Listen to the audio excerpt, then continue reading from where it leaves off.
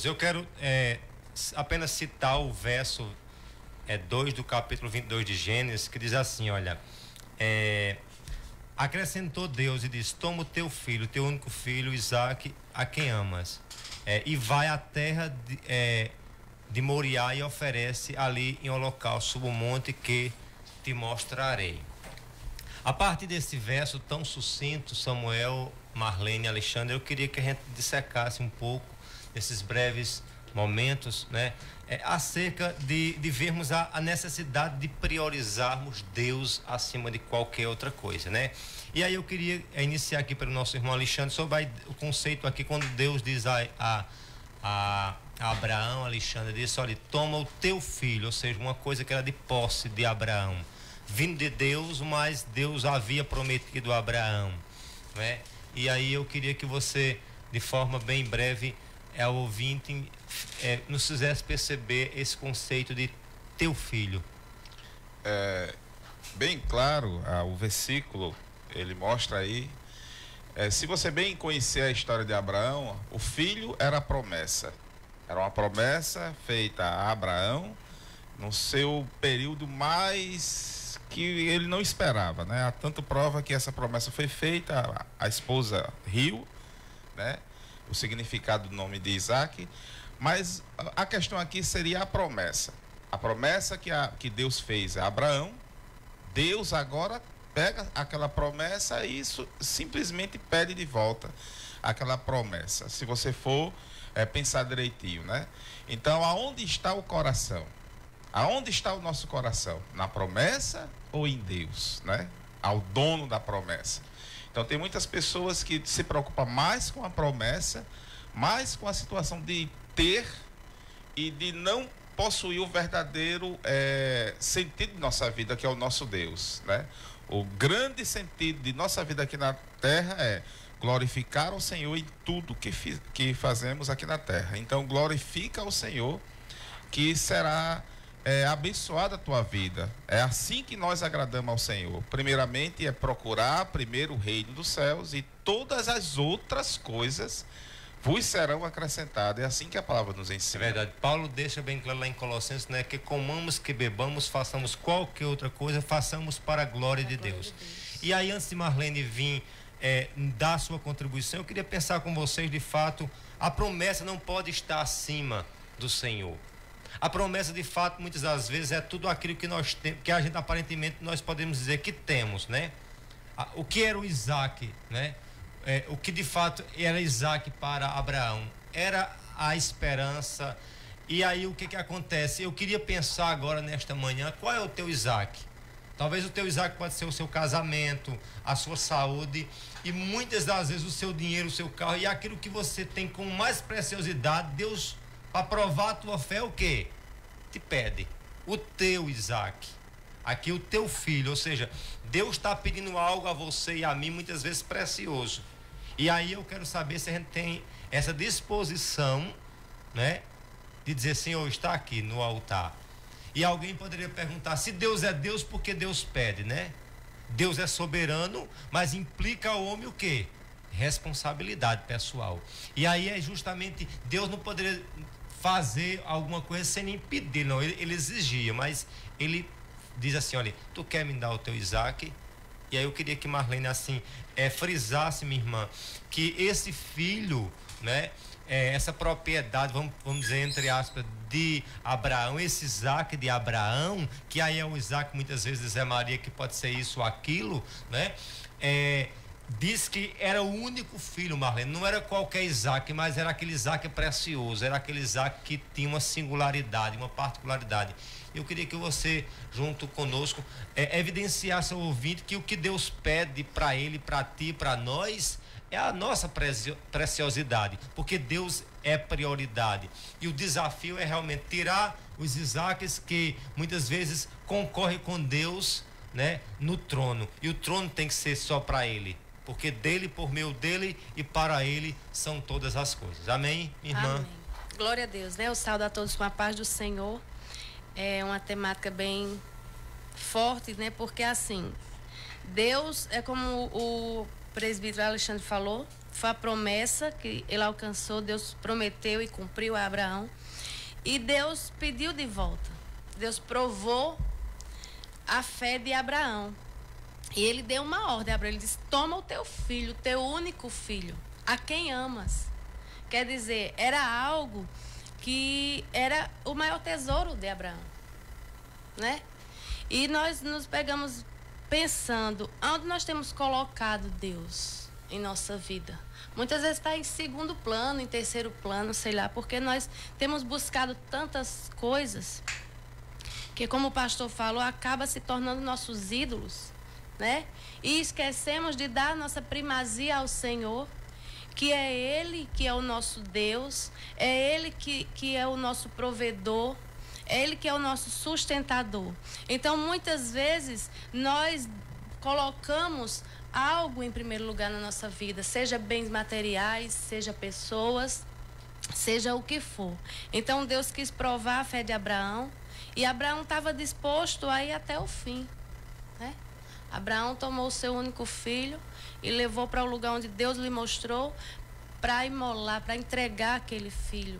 Porque ele sabia que o Deus que deu, que cumpriu aquela promessa, é o Deus da vida dele, é o Deus que é dono de tudo. Na verdade, Isaac, né? Interessante, Marlene, que nós estamos numa perspectiva da igreja brasileira, de forma até mundial, de que Deus não é...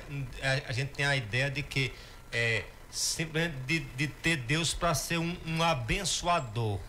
Queremos só as bênçãos de Deus. E não queremos o Deus da bênção, né? Bênção. E assim é uma perspectiva totalmente antibíblica, porque não vamos para o culto para receber alguma coisa de Deus. Enquanto isso, a Bíblia deixa bem claro que a gente tem que dar a Deus o que já é dele. Não é verdade? Quando a gente vê Davi oferecendo ao Senhor as ofertas para a construção do templo, eu estou dando já o que é teu. O próprio Isaac já era de Deus. Mas assim, é uma forma de dizer assim, Deus provar nossa fé, dizer, olha, tu estás disposto a sacrificar tudo por mim. Essa é a dinâmica primordial. E aí eu digo, é um dilema meu e teu, a dar a Deus a primazia. Eu queria que Samuel observasse que o texto também diz, além de ser único, Samuel, era a quem amas. E nesse amor tão profundo, ele disse, olha, entrega. E aí, justamente, eu queria que você norteasse sua fala dentro dessa perspectiva. Não foi uma coisa qualquer, foi o único filho, e é o único filho que o quê? Que ele amava, que representava a promessa, o prosseguimento, a sua herança estava tudo em cima da figura de Isaac. E Deus disse, olha, pegue tudo isso aí que tu acha que é teu, que tu construís o teu castelo, e me entregue, porque de fato eu tenho que ser o teu único Senhor. Amém. Pastor Zé Maria, a gente precisa, para ver a grandiosidade desse dilema, a gente precisa retornar ao contexto do Gênesis, da história de Abraão, pelo menos um pouco dela, para saber qual era a relação entre Isaac, Abraão e Deus, esse dilema. E nesse versículo 2 há um contexto todo tremendo, que nós precisamos voltar e entender o que é que estava acontecendo aqui nesse pano de fundo. Porque em Gênesis capítulo 12, em Gênesis capítulo 15, 17, 18, ou seja, várias vezes Deus promete a Abraão, olha, de ti vai vir as nações, de ti serão benditos todos os povos, virá uma descendência de ti virá um descendente, de ti virá... E ele cumpre isso em Gênesis 21. Em contexto imediato a Gênesis 22, que é o que nós lemos agora. Ou seja, era uma relação muito próxima de fatos e eventos da relação entre Deus prometendo a Abraão um filho. E agora, a gente vê um conflito aqui entre Deus e a promessa de Deus. O cumprimento da promessa. Porque aqui, meus queridos ouvintes, o que está em jogo aqui é a fé de Abraão e principalmente o Deus da fé. Quem está em primeiro lugar na nossa vida? Quem está em primeiro lugar na vida de Abraão? Era a fé de Abraão ou Deus da fé de Abraão? Porque Abraão, diz a palavra de Deus que Abraão creu, e Paulo vai tratar isso em Romanos capítulo 4, que Abraão creu e isso foi lhe imputado para a justiça. E diz que creu contra a própria esperança, né? Exatamente. Quando ele velho, Sara estéril, inclusive, como o presbiteriano Alexandre falou aqui, ela riu daquilo e Deus cumpriu. Ou seja, a fé era algo ali que ele falou primeiramente, que ele creu. Mas essa fé, e é muito importante que você entenda isso, ela não é uma fé somente de boca, mas é uma fé de ato. Por isso que aqui o filho que amava é uma das coisas que dá pra gente de mais importância para Abraão, era aquilo. Assim também é a nossa vida. Se nós somos crentes que cremos de fato no Filho bendito que é o Senhor Jesus Cristo, a nossa fé não pode ser apenas uma fé de boca, uma fé que fala e não faz nada, que fala muito, critica muito, mas uma fé inoperante. É o que o Tiago deixa bem claro lá, que quando fala, a fé sem obras é morta. É bem verdade, queridos irmãos, que as obras não podem salvar você.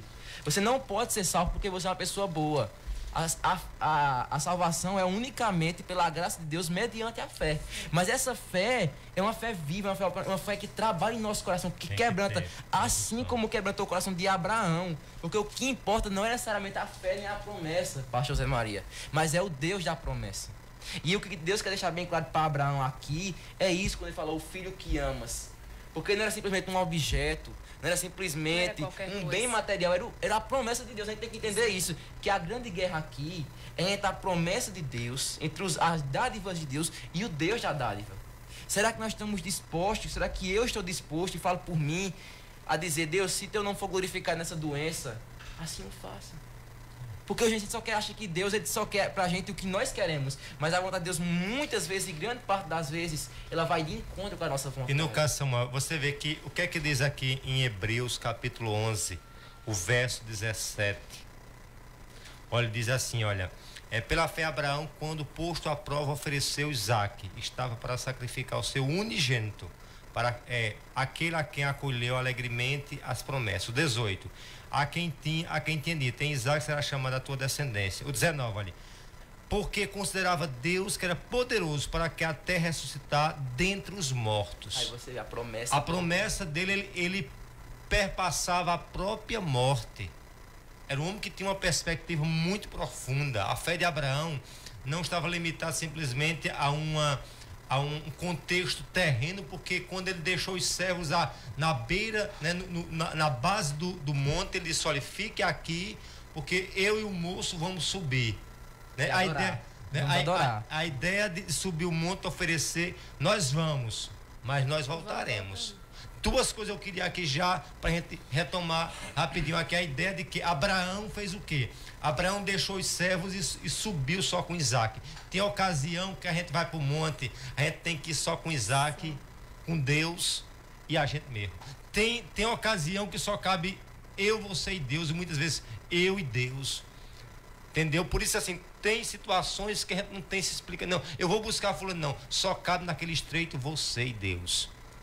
E aí, esse Isaque é esse dilema. Eu queria, assim, rapidinho para a gente pontuar essa ideia de que mesmo Alexandre, mesmo causando todos aqueles conflitos, Abraão acreditava que Deus iria cumprir a promessa, porque promessa de Deus era cumprimento cabalmente. Né? É muito interessante. Deus promete, mas será que vai cumprir? Não. Se Deus promete, é palavra cumprida. Por quê? Porque Deus promete a quem? A Ele mesmo. A promessa de Deus não é com a nossa fidelidade. Porque se ainda nós formos infiéis, diz a Bíblia, Ele continuou fiel com a palavra. Rapidinho aqui para a gente encerrar com a perspectiva de redenção, Alexandre. Como você entende quando Abraão subiu ao monte e disse, olha, eu vou com o servo, mas eu voltarei, porque eu acredito que Deus pode ressuscitar dentre os mortos. Lembrando que a questão de ter, possuir o que, e se de fato temos alguma coisa aqui nesse mundo, né? Então, isso vai não só de questão de religião em si, isso não importa qual é a sua etnia e tudo mais. É porque o que vamos levar daqui da terra? É essa a grande questão. E para que colocar o coração nisso aí? Não faz sentido. Então, o grande propósito de Deus é com a sua vida, é de cuidar dela aqui na terra. Então, por isso que as promessas do Senhor vêm para fazer o que Jesus ensinou a respeito dos lírios, dos vales, das aves do campo. Ele sempre que vai cuidar de nós. Então, assim, Ele vai cuidar de nós. Então, aonde está o nosso coração? É a grande questão aqui. Não podemos colocar nosso coração nas coisas porque não temos nada aqui na terra. Não temos nada e não somos de ninguém. É a grande questão. É verdade, você vê que o próprio patriarca Jó deixou bem claro, né? Diante todas as perdas de filho, de bens, de saúde, ele disse: o Senhor me deu, o Senhor tomou. Bendito seja o nome do Senhor. Então, assim, nada vamos levar. Então, não adianta colocar, amados. Não adianta, não importa a sua religião, não. Não adianta colocar o nosso coração nas coisas, nos bens. E no caso, e a Bíblia deixa bem claro. E até nas pessoas. Onde está, de fato, o teu coração, tesouro. Aí estará o quê? A promessa não pode atrapalhar a nossa comunhão com o nosso Deus. Amém. Tem muita gente que quer Jesus pelo pão, não Jesus do pão. É verdade. Marlene aqui para prosseguir, para Samuel concluir, Samuel, com o conceito da redenção, viu? A gente vai mostrar, à luz da Escritura, que enquanto Abraão não culminou 100%, literalmente no sacrifício de Isaac, Deus em Cristo Jesus sacrificou o único filho por mim e por ti, mesmo sendo miserável pecador. Essa é a mensagem central desse texto, dizer o que Deus fez, o que Abraão não fez literalmente. É tremendo aqui, Abraão, quando Samuel lembrou bem, né, que ele creu contra a própria esperança, né, o pastor falou, porque Abraão, ele sabia que a promessa de Deus, é como o pastor falou, não pode ser quebrada. Ele falou, tanto é que ele falou para Isaac: Deus proverá. Ele sabia, né, que tudo está no controle de Deus, que é Deus que faz todas as coisas. Então ele já foi, ele foi com o próprio filho para imolar, para entregar, mas ele cria. Ele outra sabia. Questão, assim, ele não entendia, né? Era assim, muitas das vezes a gente quer, dentro dos mistérios de Deus, entender. E como é um mistério, eu não sou chamado a entender, eu sou chamado o quê? A obedecer. E ele não entendia mais dele, mas ele creu, e ele disse: Deus proverá, meu filho. E a questão da fé, muitas vezes, quantas interrogações o ouvinte está ali? Deus, como é? Eu não estou entendendo nada. Ele nunca vai entender. Só creia, Deus. Agora Abraão fez o quê? Creu e obedeceu e Deus cumpriu de forma tremenda. E o desafio é esse, é nós obedecermos mesmo sem o quê? Entendermos. Sem entender. Amém? Samuel, conclua aí, por favor, meu irmão, acerca da redenção, a importância de que da figura do Isaac imolado é a mesma figura de Cristo imolado naquela cruz do Calvário. Pastor José Maria, queridos irmãos, se ficássemos só em Abraão e Isaac, não seria tão... A graça não seria manifestada plenamente. Mas louvado seja Deus, que depois de milhares de anos que Abraão fala para Isaac, Deus proverá. João Batista, olhando para Cristo Jesus, fala: eis o Cordeiro de Deus que tira o pecado do mundo. Aleluia. Meus queridos irmãos, evangelho sem Jesus não é evangelho, é religiosidade. A grande promessa que ele nos fez e que você deve se apegar é a vida eterna.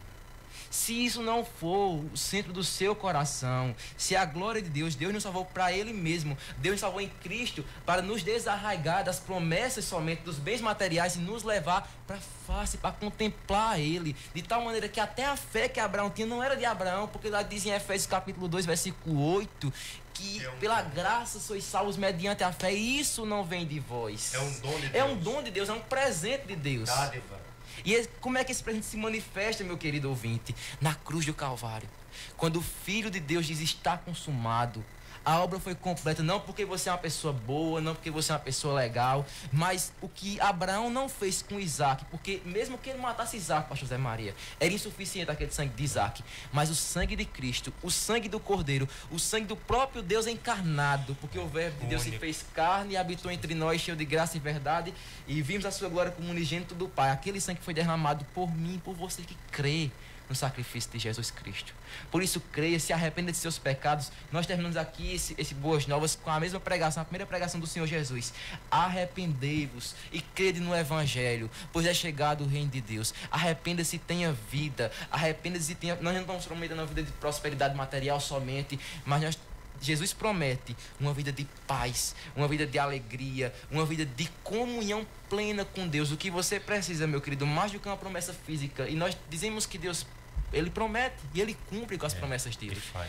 Mas a principal promessa que Ele nos fez é a vida eterna. Aleluia. Através unicamente de Cristo Jesus. creia nele.